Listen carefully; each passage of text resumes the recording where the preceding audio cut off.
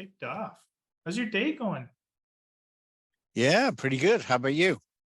That it's early for me. It's got to be close to wrap up for you. Yeah, just gone 4. Let's uh let's dive in on this stuff. I'll welcome everybody else to the webinar here today, covering and talking with David Notley from Enclave about taking something from ideation through to commercialization. Um, super happy to have everybody on. A little bit of housekeeping. We are recording the webinar, so if you missed part of it, you want to recapture part of it, rewatch it, whatever, we will have it recorded. We'll make it available for you and send it all out afterwards.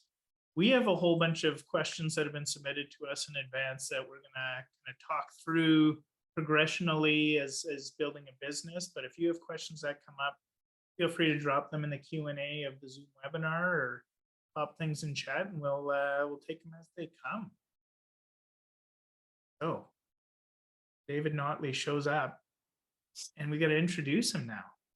So you are the co-founder or founder of CEO of Enclave Networks, based in the UK. Why don't you tell us a little bit about yourself, David? Yeah, sure. Thanks for inviting me along, Colin. Yeah, good to see you again. And yeah, hello to everybody who's on the webinar.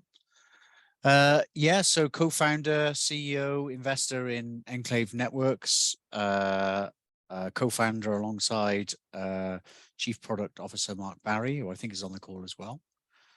So yeah, it's been quite a journey for us. My background is actually in venture capital.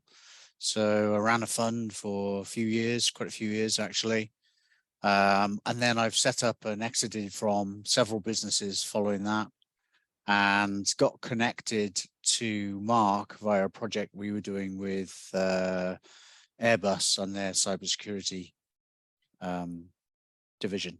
So yeah, it's been quite a journey, and I've seen lots of entrepreneurial journeys on the way, not just my own. So yeah, as I'm sure you have, Colin. Yeah, absolutely. That's a good intro. For those on the call who don't know me, my name is Colin Knox. I'm the co-founder and CEO of Gradient MSP, alongside a longtime business partner of mine. Been in the MSP industry in particular for 19 years, so starting to date myself. I had to start shaving my head to look younger. But I was also the founder and CEO of Passportal, a cybersecurity startup that cater to MSPs around privileged access management, and took that from ideation to commercialization, funding, and through to exit on that one. So definitely have some history, much like you, in getting things going, dealing with financing the endeavor, working with investors, taking things to market. So why don't we start off at stage one of the journey, as the idea. That big question of who the ideas come from. Like what spurs this idea that somebody goes, oh my God, we should do this. This would be a business. What was it for you? What really drove you on?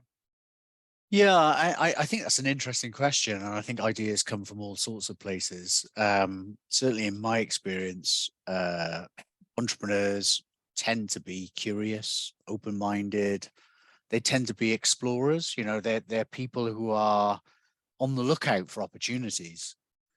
Generally speaking, they don't just go with the flow so much.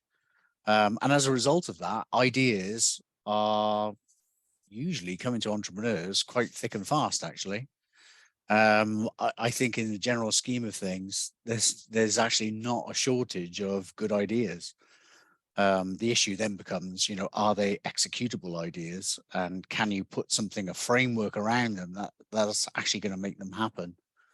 And I think also from my perspective, and of course I'm speaking from my personal experience here, by its very nature, it's anecdotal, it's just based on my opinion and so on. But I do see a big difference between ideation, which is, the big idea, which, actually Mark had for Enclave, and kind of ideas that are are more incremental, and I think both are really important, especially in startup environments. Yeah, you can have a big idea, but actually you need to take that and you need to form it and mold it and shape it. And that usually comes from, incremental improvements, thinking about, a whole range of things and not Yep. just the big idea itself. So, kind of it's this mixture of, yes, you need that sort of spark, that big idea, but then you need to be able to take that big idea and turn it into something which, as I said, is executable. Yeah, I know. Like, I think you're bang on, right? Like, ideas for entrepreneurs come fast and furious, and one thing that I've had to had to work on over the years is focus. Right? Oh, this could be a really good idea, but you're working on this idea. Like, just let's stay focused. Let's keep doing it. And I think for me, it just comes down, like, ideas come out of almost every conversation I have, right? If you're Yeah. talking to, people in the market, if you're talking to just doing things at home, right? And I guess being in that mindset of not willing to accept something is just because it how something has to be or how it's always been, right? Maybe that's a lack of patience in me. Is I don't want to do it this way anymore. I don't want this. I don't like that. That's really what's driven most of the ideas of where I've come from, right? Is there has to be Yeah, otherwise, I, yeah, I would certainly agree with that. I think there's pros and cons in that process, though. So pluses and minuses, and you're quite right. I think by and large, as I said, entrepreneurs are curious. They want to break things. They want to test things. They don't want to take the yeah, status quo. All of that stuff. So then they're actually not prepared at some levels to just take other people's stories as read. yeah. No, But absolutely. but there's a real danger in then just substituting somebody else's story for your own story. Oh yeah, And you've got to really challenge your assumptions, challenge the narrative that you've built for yourself around something, and kind of get over that initial excitement with a really new fresh idea. Oh, we could really do something with this. And very quickly you have to sort of move from that phase into, yeah, but okay, how's that actually going to work? And what assumptions are we making here? And can we test those assumptions? And are we just telling ourselves a story, or have we got some facts that we can look at and measure and yeah. assess that actually make that story that we've told ourselves, which is maybe Mhm. not the same as everybody else's story, make that stand up to scrutiny? I think you mentioned a couple good things, right? Like, so one, you need to one, is there a business to be built off this idea, right? Yes, it's a good idea, and yes, but is it a business, right? Can you can it stand alone as its own thing? Is it just a feature of something else? Is it something that only a few people would want?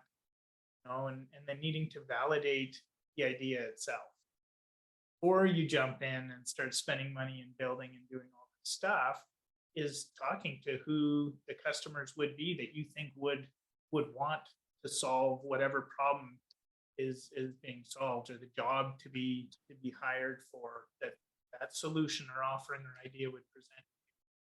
And where I think a lot of people have stumbled in that validation process is they've had some really shiny, cool idea that just sounds super nifty and neat. And and a bunch of people would say, yeah, that would be awesome. That would be awesome. Oh, that would be super helpful, everything else. But a lot of people think shiny, neat, cool things are cool. But if they don't serve a purpose that delivers a true outcome to them, then they're not going to pay for it. Right. And No. so there's a lot of people that have built really cool things, but it's not something that people want to buy. They would use it, they would play with it, they would do whatever, but then the novelty wears off. And so part of that validation has to be, would you pay to use this? Would you pay to solve that problem? And then the second, what would you be willing to pay to solve that problem? That's so pivotal. I think other two other things I want to clue on that you talked about a couple of times. One was around the molding of the idea, and how it goes, because I'd like to use the analogy of every time, car manufacturers coming up with a new model, right? And they have this grand idea of it. And if you're into cars, you always see these prototypes that come out and show. It never goes to market as what that prototype was, right? They take that, they do all these user groups and feedback sessions about this and that, and then they do some other testing and find out, well, maybe aerodynamics wasn't right, or engineering can't actually make it look that way because we have to fit these components in and stuff like that. So you definitely have to be open to all of that feedback around, what would make it more practical, more usable, more consumable, feasible, even to make it happen.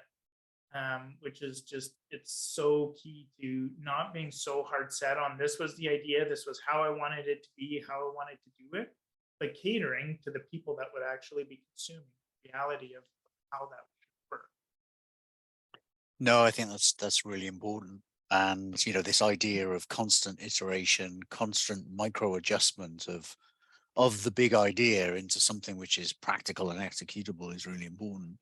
One of the things that I would observe, certainly comes from my experience, is there's a big difference between asking people in a sort of casual, informal way, hey, does this solve a problem for you? And would you pay for it? And they go, yeah, of course we would. Because they're being polite.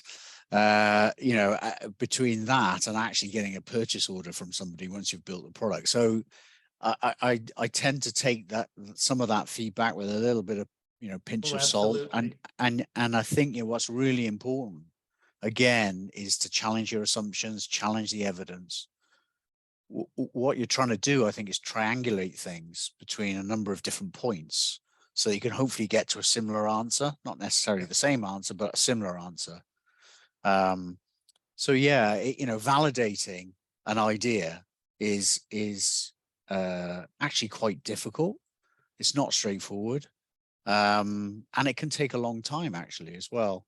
I think for me anyway, one of the sort of key things is recognizing this phase that you go through where this idea comes through and it feels super exciting and really sort of disruptive and all the rest of it.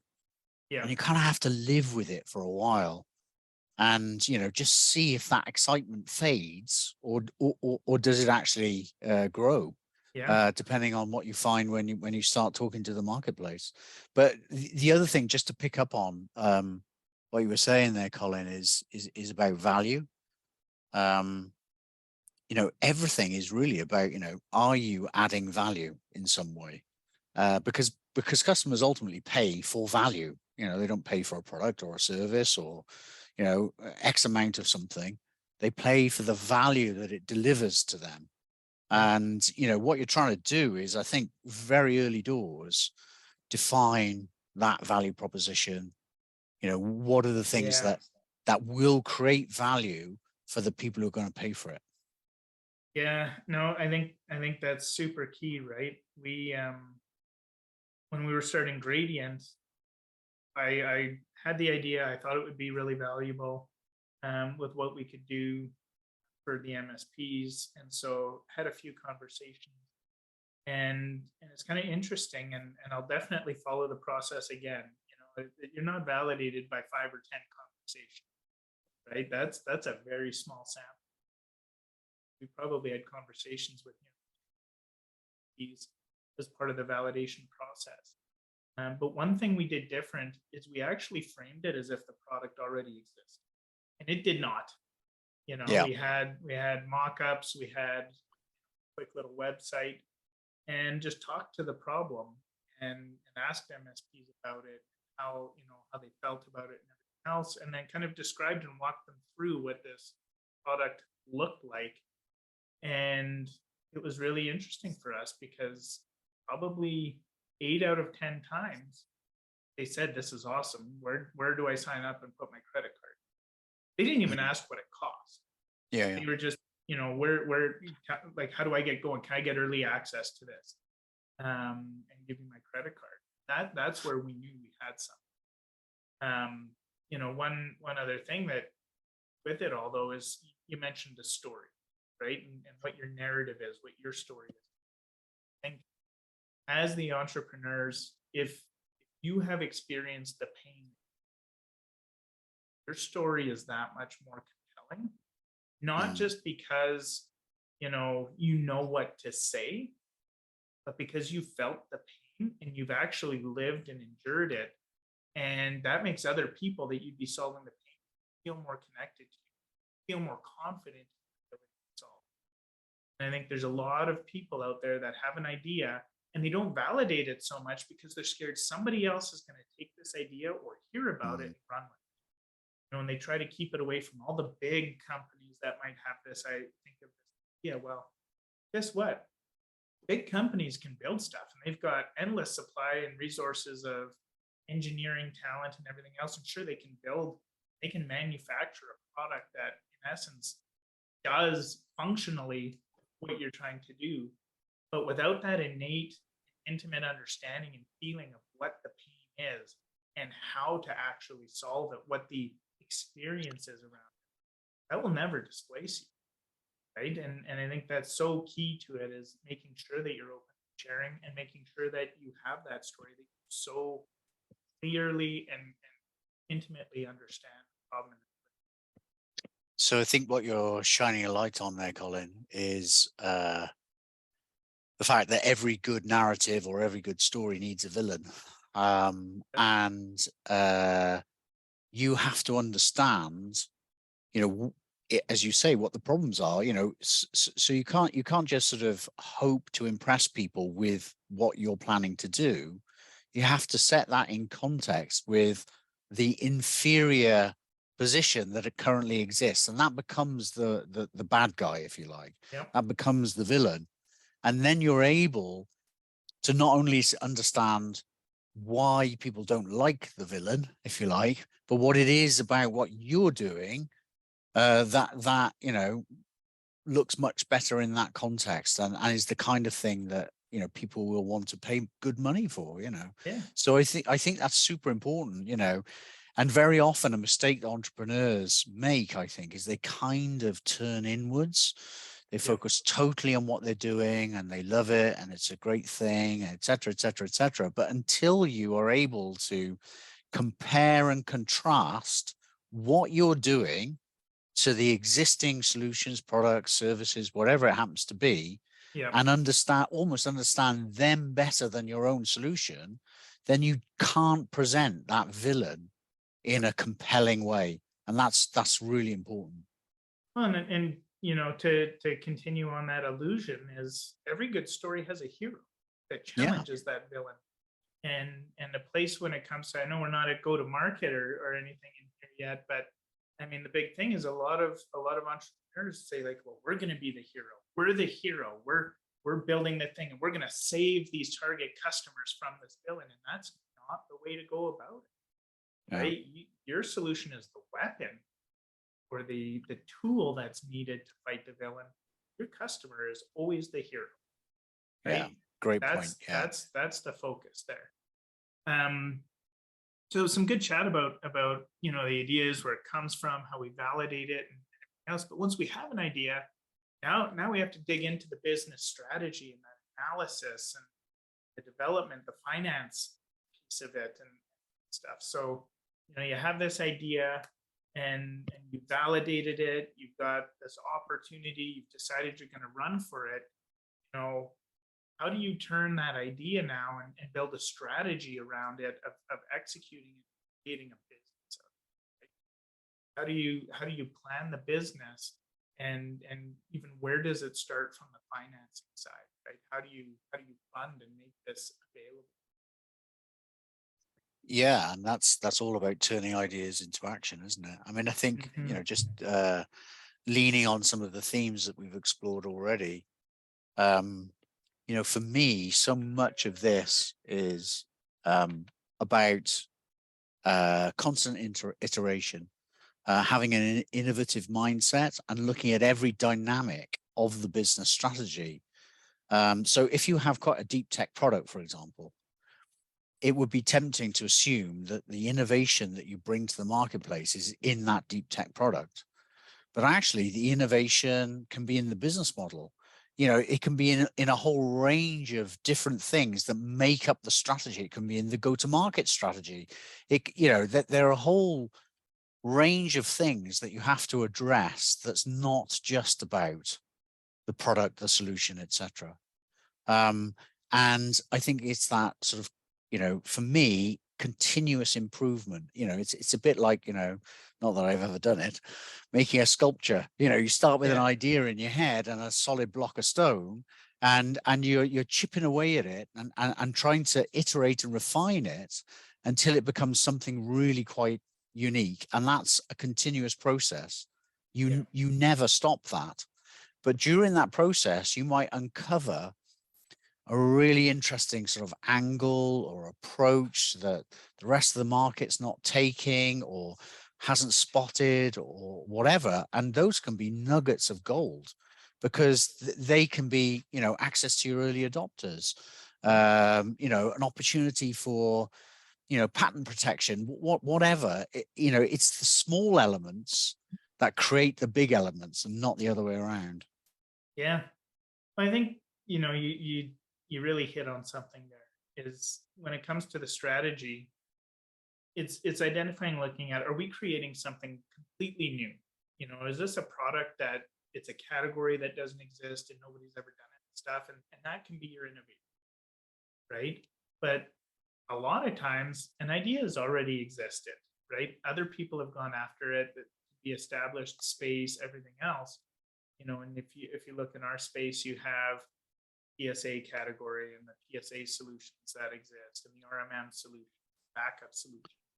If you clue into and actually look at who the most recent emerging and disruptive companies have been in all those categories, it's not because they did something super innovative with their product. To your point, they were super innovative in how they went to market. They were super innovative in their business model and how they priced, right? Like that was the interesting thing of doing stuff. Look at before Datto, there was no pure channel play backup provider. Everybody was channel friendly, and then they still had their direct business. They came and went all in on the channel and focused only on that and solely on that. And that was part of their innovation. They had tech innovation as well, you know, but you look at other, you know, PSA RMM solution providers now that market was just in how they charged, right? Charging by people utilizing the platform instead of the number of endpoints that are out, hearing stuff and changing stuff. People that are now offering freemium and product-led growth strategy in a market that hasn't seen it. So, you know, I think that's a brilliant thing, is you're building that strategy. Is, are we trying to disrupt something that's already here and become a challenger and a contender, or are we building something? And, you know, where do we need to weave the innovation in the business to make it effective? You know, I think the other thing is when you build that business plan, that's a living document. That is not carved in stone, that business plan, that's what you have to do, right? If something's not working, if you, to your point, you uncover some other neat thing here that's like, wow, you need to be open to that, right? And I mean, that happened with us at Gradient, where we thought, hey, we're building this billing reconciliation solution. We're going to go out and build 1 million integrations with all these different solutions that MSPs are reselling, and we're on it.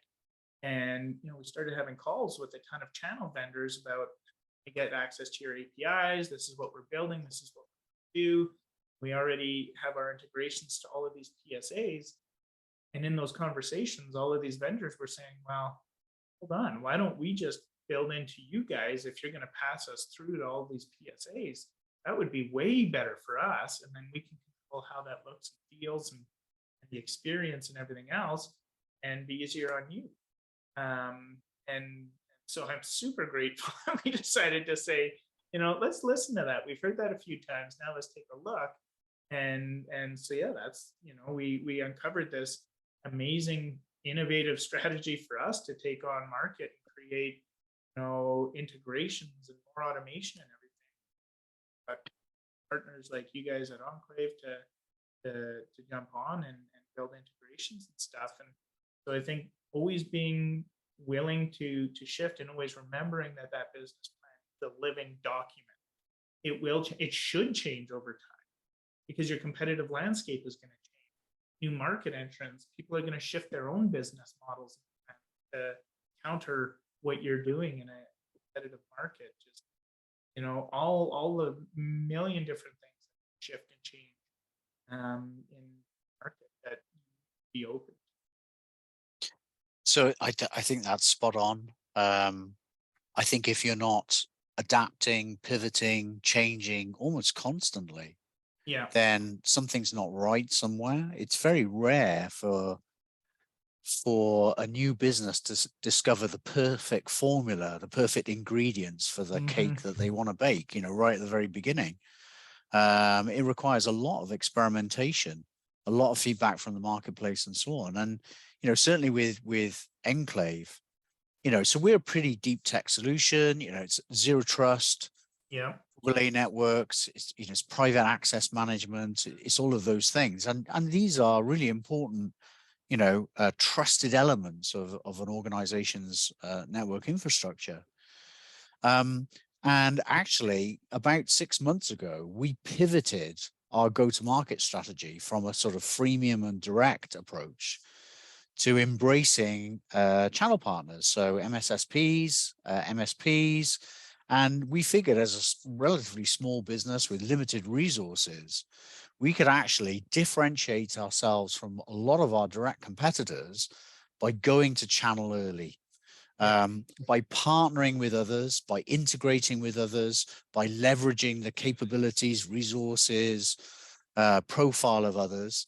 yeah, And that would give us a leg up into the marketplace, into early adopters, that actually a freemium direct sales approach was likely to take much longer and cost much more.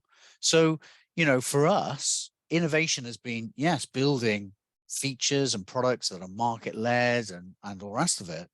But it's actually almost something as kind of mundane, although I think it's super important.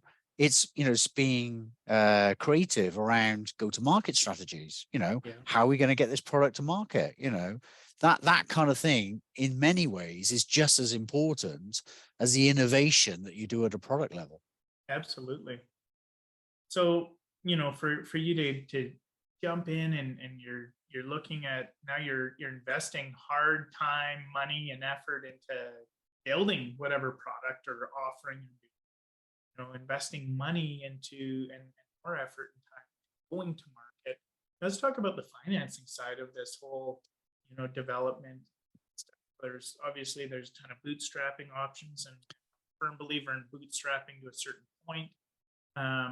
But I think a lot of people get that, and what I'm willing to invest or what I'm capable to invest myself to get this to a certain stage. Mhm. But then there's that next, okay, when do you look to approach investors, and at what stage does that happen, and how do you make that attractive? What are they looking for, and what is it that really piques their interest to get them to say yes, we believe in this, and we're willing to make a hard cash bet on this. Yeah, so what's you got a background in venture capital, so Yeah, I mean, I think certainly from my perspective, and something that we've kind of adopted all along, is to have early dialogue with potential investors. So you're not yeah, just sort of saying, ringing them up and saying, "Hey, we've got a pitch deck, can we send it to you?" yeah, This is about relatively informal nurturing of like-minded investors, and I think that to me is crucial too. So my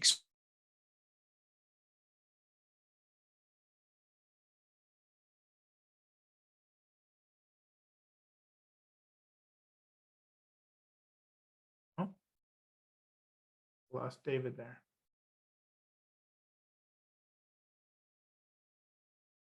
approach to investing I always look for investors that are likely to have a natural empathy and interest in your space.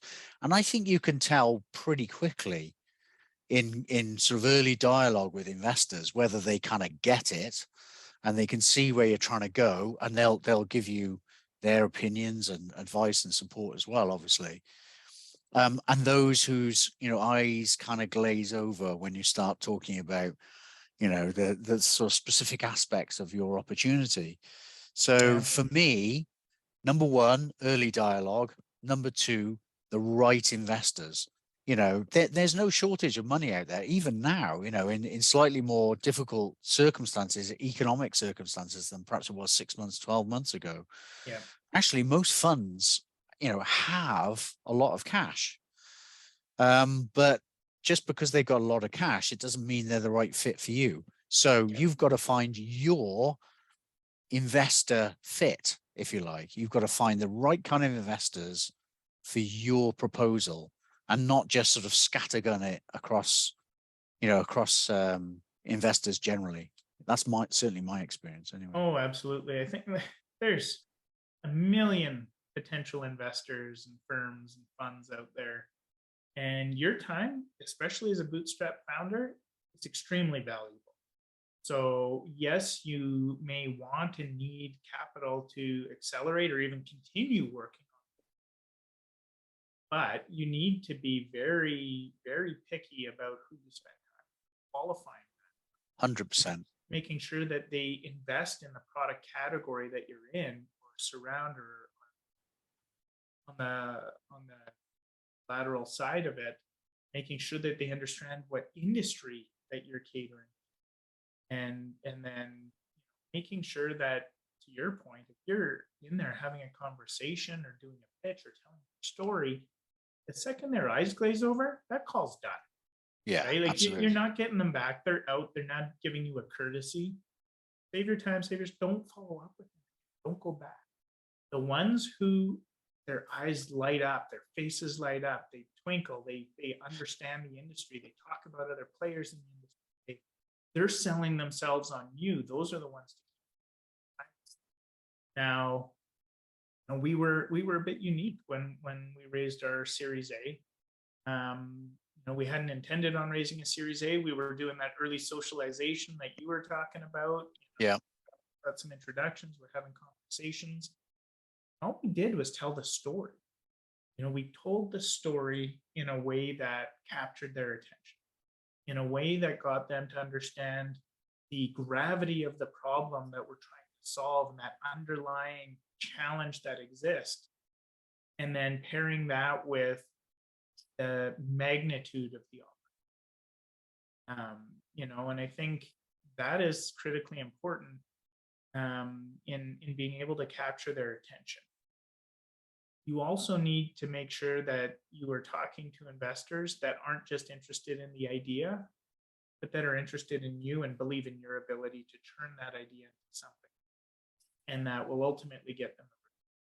Because if they believe in you and they like you, then they will back you. And when things maybe aren't going as well, when things, don't go according to plan, or you have to take a hard right turn, they will support you. They will be there. They will understand. They will talk to you instead of trying to control and manage the situation for you. So I think, bringing on investors at the right stage, not bringing on too much capital too soon as well. Yeah. Because you can give up too much of the company, but it also becomes challenging for, you don't know enough about your business yet to deploy that much capital. So using and proving out each stage of the way, make sure that, yes, we knew how to deploy this much, we were effective with it, or we have lessons learned from that. Now it's time to go get that. And No, 100% agree with all of that.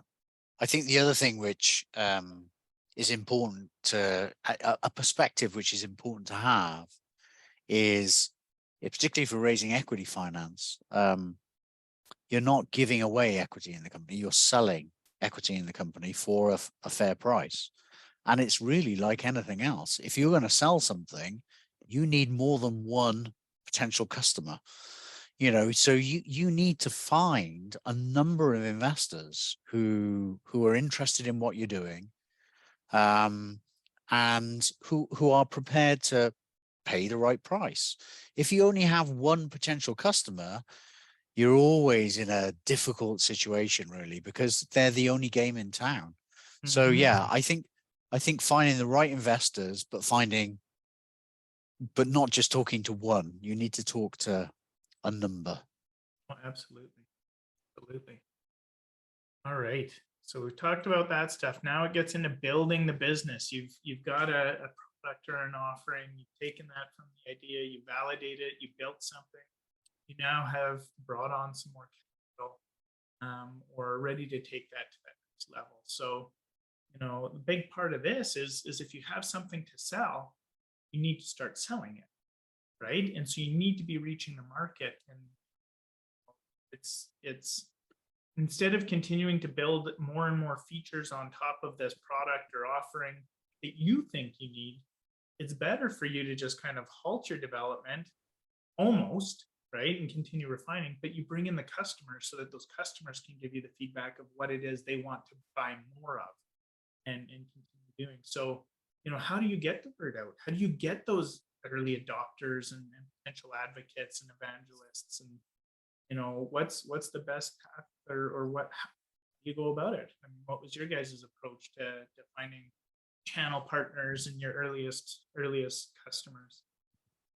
Yeah, so we've been on quite an interesting journey as far as that's concerned. I think, what we always recognized right from the very beginning is that we had a solution which could be applicable in lots of different environments, lots of different customers, lots of different verticals, lots of different personas, et cetera, et cetera. But we didn't have enough resources to target everybody. So as you were mentioning there, Colin, it is really important to identify who are our potential early adopters. Let's actually describe them. Let's give them, a persona. Let's understand where they are, how they operate, where they hang out, what kind of stuff they're Yeah. reading, et cetera, et cetera. So in a sense, you have to be pretty laser focused at the very beginning anyway, on finding where your tribe are. Who are they? What motivates them? Where do they hang out? All of those things. Because once you get some initial traction, even with small numbers of customers, even with small amounts of revenue, you're straight away into a dialogue with the marketplace. And the Yeah. marketplace will tell you what it needs. You think you know what it needs, but very often the market actually wants something a little bit different, or with Yeah. this flavor, or whatever it happens to be. So early adopters are not just important in terms of validating what you're doing and generating revenue and all of those things. They are actually part of your market research, because you Yeah. want to develop market-led solutions, not market push solutions. Absolutely. You're not just pushing a box out. Right? It's getting the help doing that. I mean, the way that I look at stuff too, when you're first going to market, you have to have this brute force almost, right? You do need to find out who your potential customers are and where they are, because you just casting some wild wide net out there and not knowing who to target, how to target, where they are is such a big pain. But going with brute force, then once you find that out, right, is there a Reddit, subreddit that they live in, Facebook groups they live in, their events that they're all at. You don't necessarily need to sponsor, but you can be there and be having conversations and getting it out and stuff. But your voice and your story starts to amplify as you get more of these early adopters on and work with them, because they feel like they're helping you build the solution, contributing to the solution. And then they start talking about it. And yes, you need a repeatable, scalable method to go to market, reach market, grow. But one of the best paths to market, why so many people come to the channel and stuff, is how vocal partners are when they're, and how much they talk, how much they continue to groundswell this up, right? Because the more advocates you have, the more people you have talking about the problem, the more people you have telling your story and pushing this because they're bought into it and they've been a part of helping is so key to it until you get that early majority where now you can take that next step on how you refine and you know, evolve your go to market. Yeah, yeah, 100% agree. You know, that's, you know, all of that is valid in the sense that, you know, we have to kind of stay focused in terms of finding our early adopters and so on. And actually, there is a potential failure trap here, I think, which I've seen quite a few times, where, especially if you have a solution which is broad in its applicability, there is a danger that you talk to someone over there and you kind of go in that direction, and you talk to someone over here and you get pulled in that direction, and then you get pulled in another direction, and all of a sudden you just don't, you've lost your focus. Yeah. So I think as a team, it's super important to always have this golden thread throughout what you do, which is, you know, what is the purpose? Why are we here? What's this for? What are we trying to achieve? And if you can ground yourself in that purpose, I think you're less likely to be pulled in lots of different directions. Because let's face it, you know, you've got to be able to demonstrate, especially to investors, that people are willing to pay for this product, solution, service, whatever it is. And that's kind of almost binary. You know, either people have paid for it or they haven't. So your first, you know, 5, 10, 15, 20 customers are probably the most valuable customers you'll ever bring on board, just because they tell everybody this is a solution that people are prepared to pay for. Yeah, no, absolutely. It's the validation to the rest of the potential customers, the rest, you know, other Absolutely. investors, everything else. Said something very clear though, is that purpose, you know, and that's maybe something we didn't talk about in stage one when you have the idea and you've decided, I think I do want to do this. Well, what's the purpose behind it? That's not just like, what problem are you just trying to solve, but the grander plan or impact that you look to have, right? Why are you really solving it? Is it just to solve that one problem? Or is there an underlying cause of why that problem even exists?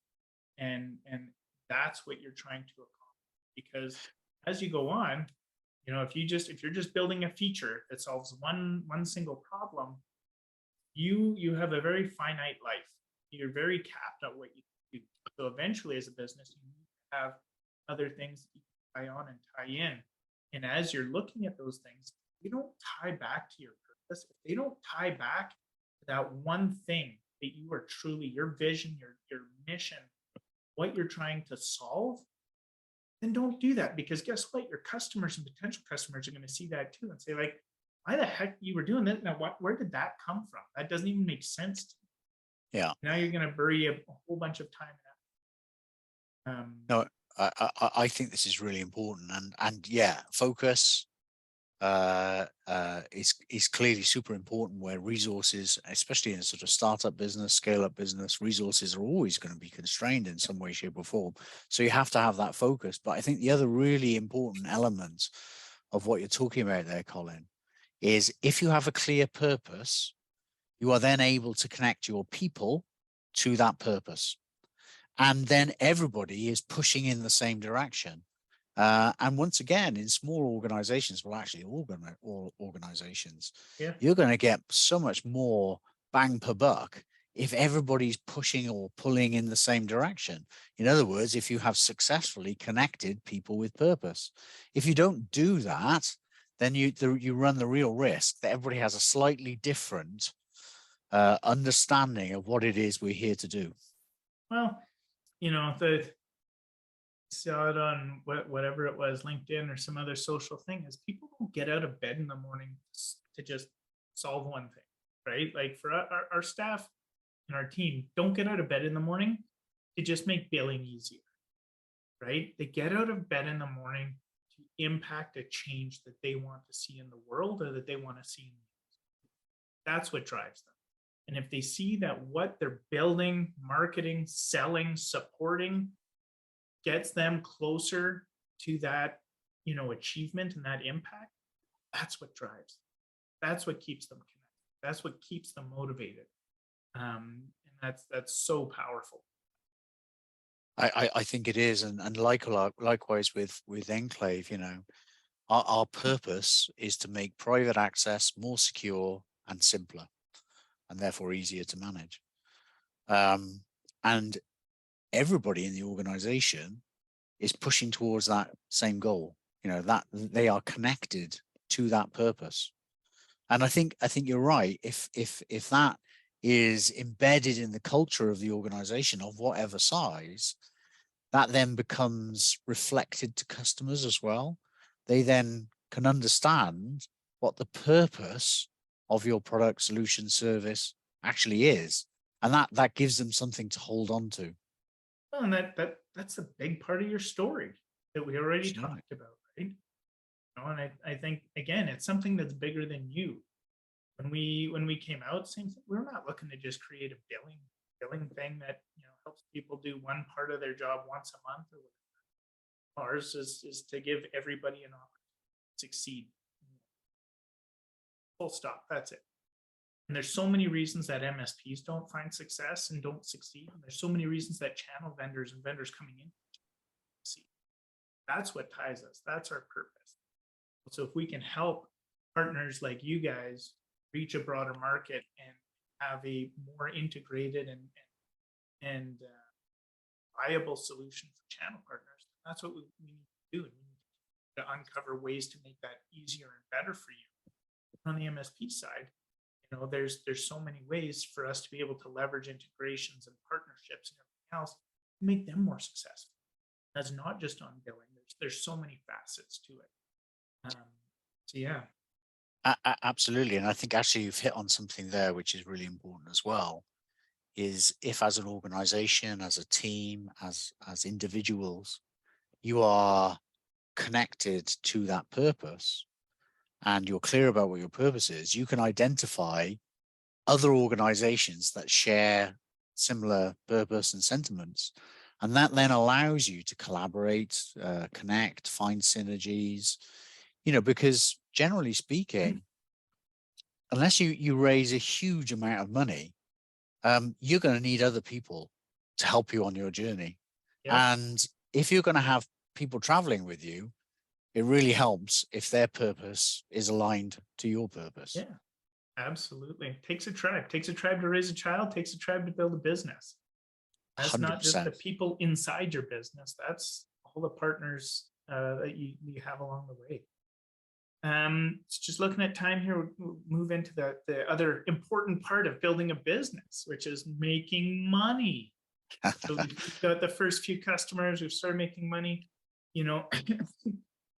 How do you go about, really commercializing something, really going from a foundational, haphazard, maybe sales process, go to market process, and building something that you can scale, something that is repeatable, that you can do over and over, something that's scalable, that can be capital efficient and cost effective, that allows you to be successful in growing your market, growing your business and stuff. So how do you go about building something that can create that momentum that drives the process and becomes almost formulaic in delivering your objectives as yeah. So funnily enough, on my notes here, I also wrote down, is what we're doing repeatable? Yeah, it has to be repeatable. It has to be scalable. It's no good, discovering something which works once. If it can't work, dozens of times, then actually it's not much good to you, really. Yeah.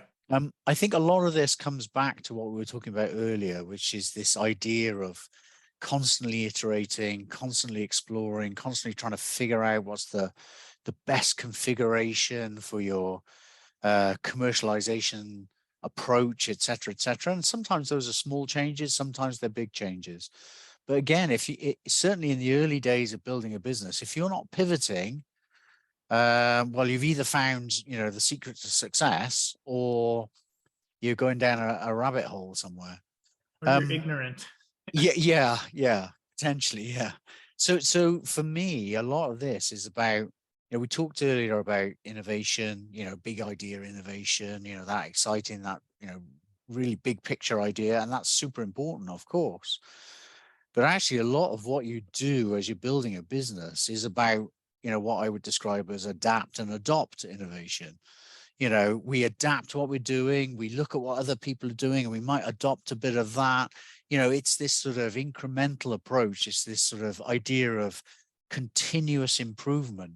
Are we optimizing what we're doing? Whether that's our payment platform, or whether that's our channel partner strategy, or whether that's our marketing messages, or whatever. We constantly adapting and adopting, our approaches in this space, because that's the way that you kind of discover the things that work best. And it is a discovery process. It's not, oh, well, this is definitely going to work, and if we just keep doing this, then eventually we'll be successful. No, you're actually in an exploration mode where you're constantly pushing the boundaries, and trying to find out those things that are going to lead to the best return on investment. Yeah. So I think, when we were getting going much to that point is you got to start somewhere. And so we went and we mapped out what is the ideal customer journey for us, right? What do we think is the right journey for them, from how they find us, how they come about us, what their initial experiences are, what the stages are that they work through until they're ultimately a customer, and then beyond while they're a customer. And so once we mapped that up kind of with blinders on and focused that, then we looked at our first few customers and mapped out, did they follow this journey, right? Did they skip steps? Why did they skip steps? Do we care if they skip steps? And then from there, we kind of built the sales process. Okay, how are we, well, and marketing, but how are we going to reach more of this? And then what's the path we want to take them through that we believe is going to be the most effective, efficient, and successful? And that's where we started. And much to your point, that it's a living thing and it's always in motion.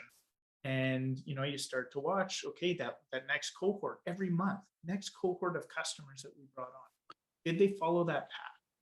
Who went outside of that path? Did the ones that went outside of that path, did they adopt more? Was it fast or whatever? And you slowly start to clue in on each stage of that journey where you need to refine or tweak or even remove it, because it's just an extra step that people don't need to go. And so that's kind of where we started to go along our path, and realizing, okay, maybe some people weren't going all the way through to being customers. Well, what was missing in that? Calling up back those people, like, what do you need for you to make this decision now? Oh, it's this. Okay, so it looks like we do have to give product demos to people. Now we're going to build a formal demo. We're going to seed that in, and we'll still allow people to hop over that. But the more people that we follow through this process, the more consistent and scalable it will be, and predictable, right? Because when you're going out to investors in that next stage, they want to see that for X dollars that I'm going to put into this business, how are you spending it that ultimately delivers X dollars in revenue or ultimately valuation for my investment? And so that's really where we started and where we've been pushing along. So again, I think that's super important, to really map and understand that customer journey, in intimate detail, so that you can understand where you're losing people, because actually that's just as important as the successes.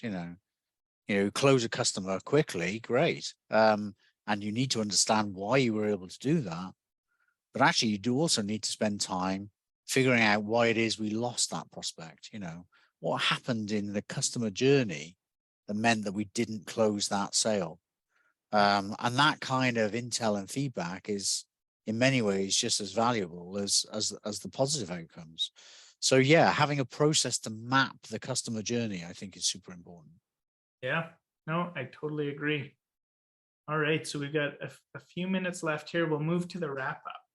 So I think one last question. Nobody else has dropped questions in here, so we're going to assume you guys are just digging the content. But now with what you've gone through, serial entrepreneur, getting geared up in your mind for your next venture, maybe what from the recent learnings, what are you going to Yeah, it's that's a really good question, isn't it? I mean, I think one of the key things, tracking back to a theme that we raised right at the very beginning, is, what is your narrative? What is your story? And being open and honest in sort of building that, to make sure that you don't allow lazy assumptions to come into the story somewhere, because yeah. it's easy to do. As individuals, we have a perspective on the world. We think we kind of know how things work, but more often than not, you have fundamental assumptions which actually can be failure traps in their own right, and you need to know where they are. So I think constantly challenging your assumptions, looking at your narrative, your story, understanding what value you create for customers is really important. And one of the things I would say, which is kind of a theme for the discussion today, is I think there are a whole bunch of interesting opportunities given the current economic climate. And, Yeah. very often in difficult economic climates, that's when the opportunities appear, because customers, want to focus on productivity. They want to focus on value, and that can bring out some really interesting opportunities. Oh, absolutely. Absolutely. Um, yeah, I think, when I look at the question, what I would do differently, I think not trying to rush through any of the stages that we talked about. I think in some of the earlier times with even Gradient here, there was this desire to kind of push through and rush a stage to just get to that next stage so that you could take on some of the more exciting stuff. But it would be a reminder to that every stage has its importance. It's critical to your future success and having the right foundation of the business. So don't try to rush any part of it. Take things in stride, and until you have that stage wrapped and handled and settled, don't move on to it. I think would be the big thing for me. So Yeah, 100%. Yeah. awesome. Well, David, I super appreciate your time, you joining in here today. Hopefully, everybody on the webinar enjoyed it. We will get the recording done, edited up, and posted so that everybody else can have access to it. But thanks again for being here. Really appreciate your time. Yeah, and likewise, Colin. Thanks for inviting me, and I thought it was a really interesting discussion, actually. Thank you. Loved it. Awesome. Well, everybody have a great rest of your week, great rest of your day, and see you next time. Cheers, everybody. Bye-bye.